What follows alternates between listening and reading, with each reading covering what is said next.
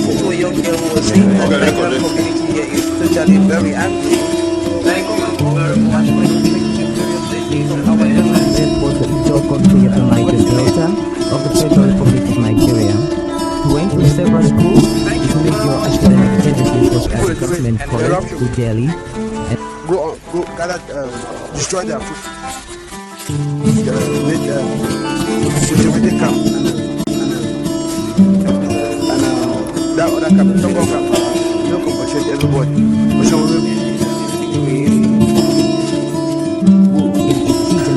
Sometimes.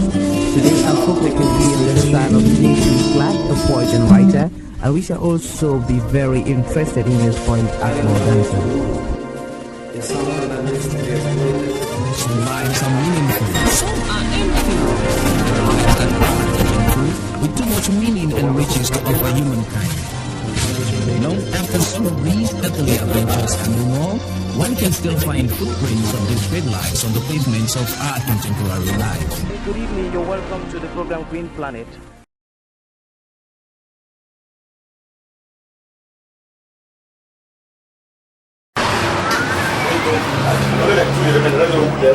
And we are in the spirit of history. In 1968, an off-license was established at the foot of Mount Cameroon in Wututu. Today, this off-license, despite some modern touches, as we can see from the blocks that have been placed to raise it from its past into modernity, and some touches probably to insulate the place based on the number of people who are now using the place, we can still see the old structure, the doorway to 1968, and the counter that many people came to ask for their drinks. Now we can still see the bottles of today hanging on the wood frames of yesterday, and we can now walk on the journey of history to meet those that have inherited what their father put down in order to entertain people in this part of the world. We shall be meeting the person who has inherited Njoku Bar. Njoku is the Bakuri word for elephant, and we shall be hearing from him a bit about the history of this place and how they are trying to strive. Good day, what is your name, sir? My name is Njoku. And your dad made this bar in 1968. Yeah. How was the bar in 1968? Well, this structure was not like this. You have a big hall inside there. Yes. And there was a speaker up here. And all these tables, these are table like this. They were all inside that hall. This is a 1968 table, as he just said. About 10 of them were inside that hall. These tables existed in 1968. There were about 10 of them. Now 2 is still remaining. There are 2 that are surviving the storm of time. And what did your dad say happened here? Well, during that time, there was a room for people to sleep when it's late. When people come out from, let's say, from far distance, there was a room for them to sleep. There was a dancing hall here. Yes, and by then he was using 3 ladies as his servants and 1 manager. Okay. And these people who were working here, are they all alive or they've passed away? I can still see 2. 1 staying with the paramount chief of Bojongo, Mami Julie, and 1 other woman in Ghana. I don't know her name again, but she's mad. Oh, she lost her mind. Yes. Now, in terms of how the bar was run, was your dad very proud about what he was leaving behind. Really, I was really proud of it. Because the place was teeming by that time. By that time, this place was it was a bush, a big village. Not a big village, a typical village. That people were coming all the way from Bojongo, Mapanja, Lukumbi, come and enjoy their life here. Even my fault. So this is still a flicker of the hall that existed in 1968, and it has now been adapted into a living quarter. But here, That's how we're putting our speaker. hundreds danced, hundreds became married here. History was made here. You can even see plantains now being stored. And you can see some old instruments.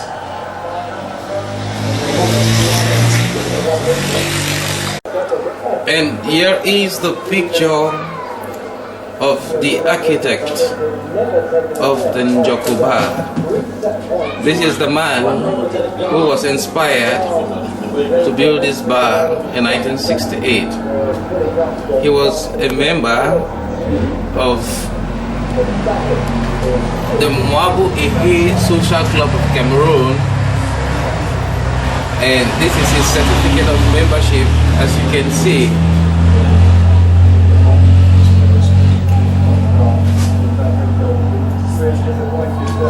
Here is his brother. They've all passed away, and their legacy remains. Their family, their sons are trying to push the vision into greater heights. Okay. What happened here? This was a counter. When the manager sits inside there, Yes. when he wants a drink, he passes through the small window. Yes. To the people sitting here. Okay. It was very innovative for 1968. Exactly. That's how it was. Thank you. Thank you. And My real names are Arrey Ivo. and we are talking to Pa Awe Joachim Joapi Ekema Emmanuel. He is one of the people who were here in 1968, when this bar was opened in Wututu. Pa, what can you tell me about that time and this bar? How it was? As the state lives and people live, there is a big change. At the time in 68 when this bar was opened, after this bar, the whole of this place going upward was just elephant shop. And the man who opened this bar, late Doctor Nicholas Njoku, happened to stay in my father's house for many years and deliver most of his children in my house. Finally, as it says, even a girl who lives in a mother's house, there's a time must go and find his own house. And this bar was first called Central Bar. It was like a nightclub. There was a big place where people dance and so on. So, and Mr. Njoku, the proprietor of this bar, was so friendly, and with his profession as a native doctor, he used to help a lot of people. So the bar was never lacking. And then we thought, after his death, that the bar may fall, but thank God the children are responsible. They have tried to maintain the bar. You can even see now that what the father did not do, they have done it. They are modified. Yes, this place was not at that time. So Now, in terms of the greater society, well, which kind of people were coming to the bar? Women and married men, or what kind of people were coming to this bar? all classes of people were coming to this bar. Women, married men, married women, young girls, especially during those festivals, days of festivals like Christmas and New Year, like Easter and so on. Since there was a big palace, we used to organize a dance. These young people would like to organize dance. But know how, as it used to be, when alcohol is concerned, sometimes they must be fighting. To tell the truth. Huh? Yeah. Yes, but things were controlled. But what kind of drinks were being sold here? Can you tell me some of the names of the drinks that were sold? At that time, we used to sell hot drinks like in the 60s. We had, no, let me go to alcohol. Special. You had special. Then you had 3-3 street. Then you have, there was a short window like that. Quarter 39. Quarter 39. Then there was also some English brand because we were not too far from leaving Nigeria. There was there Bex. was Bex, there was Star beer. Star, the beer at its best. There was Heineken, then sold here. And you have one of the beer which is still in Tenti today, called, what do you call it? No, not before. Export? No, not export. Guinness? No, not Guinness. Goldhab. Goldhab, thank you. Goldhab. Goldhab is long in the market. Now, in terms of lives between the life between Wututu and Bojongo, was there so much links between people leaving Bojongo to come here at night? Well, I think there was, because especially the young people who loved spending life in one way or the other, there was no bar of this nature in Bojongo. So during those days of festivals, they must flow here. Even there's a house down there which you call the council hall. They used to organize down there, but they buy drinks from here. Pa, thank you very much. Can you please say a brief summary of what you just told me about what was happening here in your dialect? I speak Bakoli. Yes. I speak Bakoli, yes. So you are very fluent. You are originally from Bamileke land, when you were here. I was born here. All right. So can you greet your people in both Bamileke and your new language of inheritance, which is Bakuri? Yeah, of course. You want me to greet them? Yes. Okay.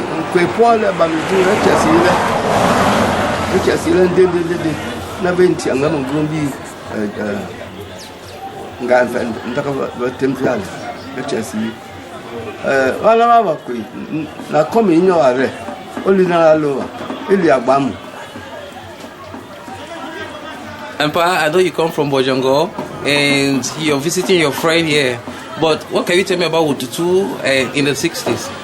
No, it's a social area. Okay. No enemy allowed to patrol. Okay. Yes. And so there was social life here? Yes. When was your first time you came to this area? Oh, that is as an indigene in this area. All these were friendly area where even we used to have Pala at Bojongo. Yeah. Our friends come that way and we play. Wrestling? Wrestling. Then when we are having football, we used to participate, come and play Wututu. Okay, so the both of you have known each other now for over 50 years? Yes. And you maintain your friendship? We did standard together in the Primary school together. Standard. Standard, not class. We completed, he became a teacher at...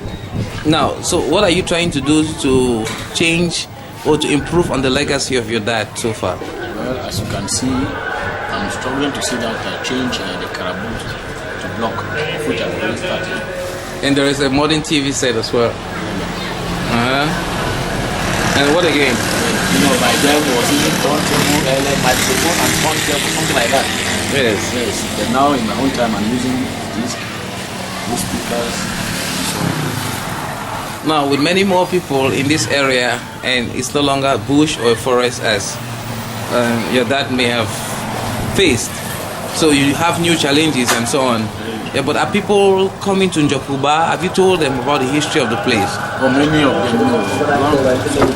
I'm used to asking, this place have changed. It wasn't like before. Yes, I'm trying to modernize the place. Because at first the place was looks shabby. I'm struggling to bring it to one way. And is your mom still alive? Yeah, my mom is alive. What are her memories about the place?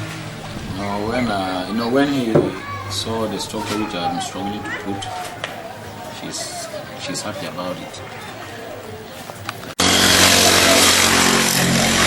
Thank you very much for talking to people, places, and events. and to the African Center for Community and Development. And thank you very much for contributing a lot to our history and our heritage about an important place in the fabric of the history of Africa that probably was left unknown to millions of people. Thank you very much.